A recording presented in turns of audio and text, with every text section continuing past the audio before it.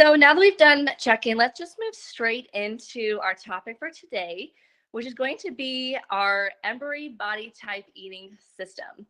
Now, everyone has access to this pamphlet. I encourage you to print it out and have it with you as a guide and a reference. But we're just going to go over that pamphlet. So if you do have it printed out or it's on your computer right next to you, you can kind of go through it with me. I'm just kind of walk everyone through the whole pamphlet and kind of discuss everything on a high level. And I want to hear any questions at the end, because right after this, we're going to go straight into Q&A. All right, just going to pull up the pamphlet starting on page 1. So we have this cute little cover. And we're just going to jump right in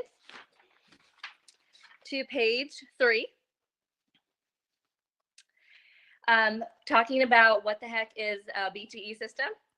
So it is Embari's system that was scientifically designed to help women lose body fat in a safe way while still eating the foods they love. And it also comes with a personal chart that you should have already printed out. And also you can see those macros right in your app.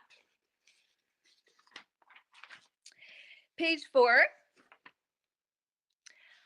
We are going to get into how you are supposed to be calculating your personal calorie goal, and also how you figure out your body type, which is going to be from the quiz everyone should have taken already.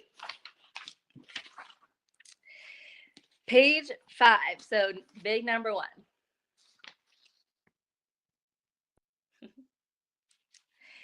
So we have 2 different methods for calculating your calories, the quick method and the advanced method. And obviously we want you to probably do the advanced method because it's always going to be the most accurate. But if you are just like, I can't deal with this, just do the quick method. So estimating your BMR, what the heck is that? So your BMR is your basal metabolic rate. It's basically the calories you would burn if you were to just like sleep all day or like sit down all day, be sedentary. And then we're going to have you select your activity multiplier. So this is basically, besides your BMR, it's basically what the calories you're burning just while if you like slept for 24 hours straight. We're gonna add calories to that.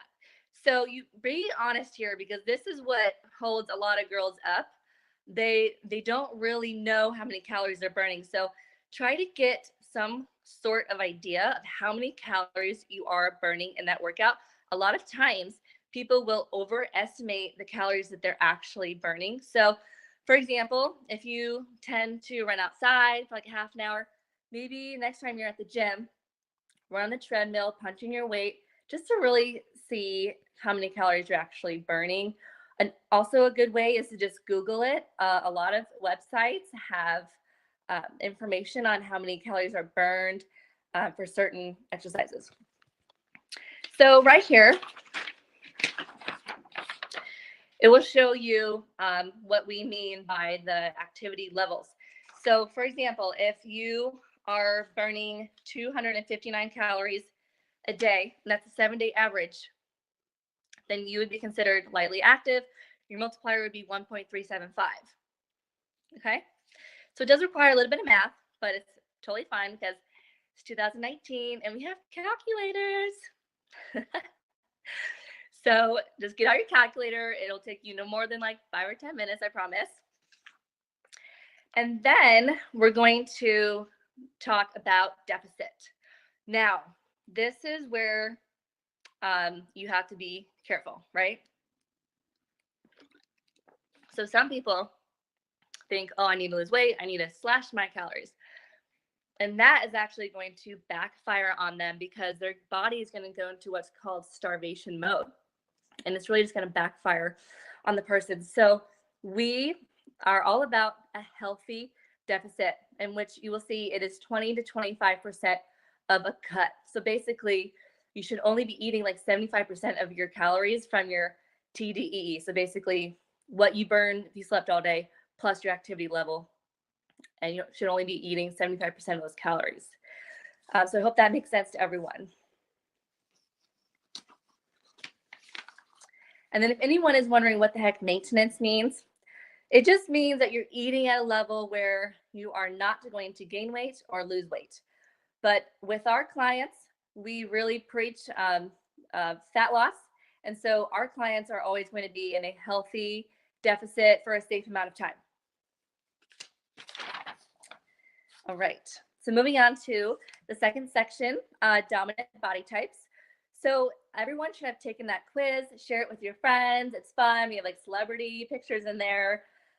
So you really need to understand what body type you have, because that is so huge. And a lot of people miss that when they're trying to lose weight. You know, if you are an endomorph, you need to be eating completely differently than someone who's an ectomorph. So it's really great to know what kind of body type you have. And body types, people will have usually a combination of two body types, but we want you to eat for your dominant body type, and you're going to know what your dominant body type is just by taking that quiz. And you can also do a little more research like in our handbook and on the internet too. So real quick, what are the three body types? Ectomorph, those are for your skinny little twig friends. Mesomorph, those are for your friends who are just naturally born athletes and can just run for miles and lift weights like it's no problem. And then endomorph, so a round shaped body. And then we have the percentages of the macros that right there, that you're going to need for each body type. So each body type has its own percentage of macronutrients that you should be eating. And then you can figure out the calories for each macronutrient once you know how many calories you should be eating. All right. Carbohydrate intolerance, page 9. So yes, unfortunately, if you are an endomorph, you're going to have to be really concerned with your carbs, okay?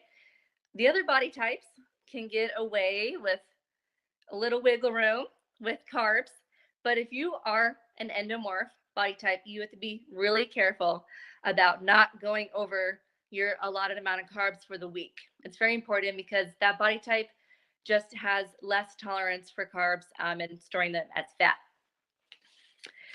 And then also there's a little information on page 9 about protein intake. That is probably, well, that is definitely the number one thing with our girls that is completely different for them as far as nutrition goes. A lot of our girls have, really their whole diet consists of low-fat foods and a lot of carbs. And so introducing protein is different for them, and it needs to become a habit slowly but surely. You wake up and instead of reaching for that bagel, you reach for those egg whites. Yummy, yummy. But seriously, I have egg whites every morning, every single morning. But, a little bit of salt, a little bit of pepper, ketchup, guacamole, avocado, spices it up. Very fun. The main protein that I eat for like lunch and dinner is chicken. I eat a lot of chicken, guys.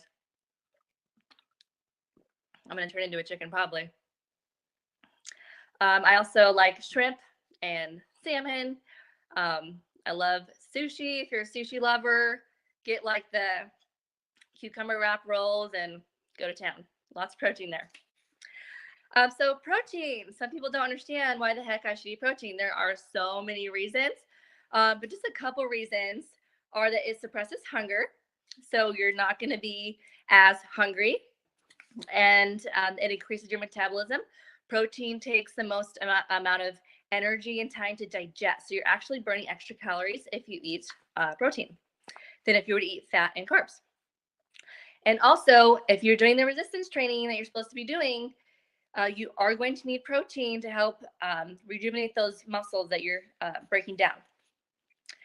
And with protein, guess what? your body can only absorb a certain amount of protein at a time. So you are going to want to eat protein every 3 to 4 hours, and that equivalates to about 20% of your protein every 3 to 4 hours. So, like I said, wake up, eat some egg whites. 3 hours later, eat your chicken salad, and it's just keep that habit. And it starts to not if you do it every 3 to 4 hours, it's not going to be overwhelming. You're not going to be eating a ton of protein every 3 to 4 hours. So, but just make sure it's throughout the day for sure, because you don't want to be eating like 50 pieces of chicken breast at the end of the day just to hit your protein goal, because that's not really going to help you out because your body can't really absorb all that protein at once. All right, now your chart. Look at this thing. So amazing. All right, we love our charts. We're just kind of obsessed with our charts. We think it's like the coolest thing. So on your chart, macronutrients, fats are yellow, carbs are orange, proteins are red. All right. You guys should all have your charts printed out. That is one thing that you must print out, carry with you at all times. No, but you should really print that out, because you should be writing on it, things like that. And we'll talk about why you should be writing on it. Page 11. So macronutrients. What the heck is a macronutrient? So basically, your body needs a lot of things, right? But it needs micronutrients and macronutrients. And there's only 3 types of macronutrients. It just means that your body needs those nutrients in a large consumption every single day. All right. So you got your fats, protein, and carbs. All right. So I always like to explain high level why the heck your body needs those macronutrients. So carbs, basically it's your body's desired energy source. That means they provide the body with glucose, basically. You guys know what carbs are. Carbs are our favorite things to eat. Everyone loves their carbs. There's carbs in everything. And then protein. So I already listed some reasons why you should be eating protein, but if you've never heard of amino acids, your body needs a lot of different types of amino acids. It can only get certain amino acids from protein. And if you are like a vegan or something, like send us a separate email, because if you can't eat meat, that's you need to chat. And then fat. So promotes healthy brain function, cushions organs, regulates hormones. So really good stuff for you. And those are things like olive oil and avocado and nuts, things like that. So we're almost done. Page 11 kind of tells you how to read a nutrition label, which I hope everyone's definitely looking at the nutrition labels. They're food labels, and that they're you can scan it right into the app. So definitely, if you're not looking at it, just scan it so your phone can look at it. Little nutrition fact right here. So everyone should get used to looking at those macros on everything you eat. And if you are at a restaurant and you don't obviously have like the box of noodles sitting right there, just search for something similar. It's not that hard. And you'll start to know kind of the portions by just eyeballing them. So if you are somewhere where you don't have the nutrition label right there, search for something similar. All right. And then about your chart. So here's an important part. You can roll over your carbs and fat. What? So if you want to go on a date night, or just like binge one night on pizza, you can roll over your carbs and fat. So it's super exciting, because not only can 20% of your calories every single day be from whatever you want, you can also kind of save up for a cheat meal every week. So it just, your 7-day average, you can't go over your carbs and your fat. Yeah. And And then protein, unfortunately, we do not let you roll over your protein. You must hit your protein. Like I said, very important. Hit your protein every day. Eat it 3 to 4 hours. 80-20 principle. We want you to eat 80% of your calories that are nutrient dense. When I say nutrient dense, I mean high nutrition, low in calorie. You're going to know what that means. Everyone knows what it means. All right. And then we have a bunch of guides. So if you want like list of healthy foods or meal planning guides, no prep grocery shopping, tips for eating out, we have lots of guides for you. And we also have a list of unlimited free foods. Unlimited. So some people might not like celery, but maybe like kale. So that's on our list. You can have as much as these green veggies as you want. So just fill yourself up with the protein, fill yourself up with these green veggies. If you are feeling hungry, if you tell me you're feeling hungry, I'm going to come at you with a lot of questions. Such as, are you getting your protein every day? Are you eating your protein every 3 to 4 hours? Are you trying to fill yourself up with like broccoli or asparagus or other free foods? I'm going to come at you with some questions like that. Are you drinking enough water? But if circumstances are that you are trying really hard, but you're just feeling so hungry, maybe we need to bump that deficit back up. And then things you need to buy. So we are going to force you to buy a food scale and measuring cups. Okay, that's not optional. If you're a beginner in this system, you have to have a food scale, which you can find for like $8 on Amazon, and measuring cups. I know everyone has measuring cups. When you are first starting, you don't really know how many ounces that piece of chicken is, or what is 1 cup of this broccoli going to look like. And so we're going to force you to measure, not forever, right? Just until you get to the point where you can kind of eyeball it and know. All right. And that's about it.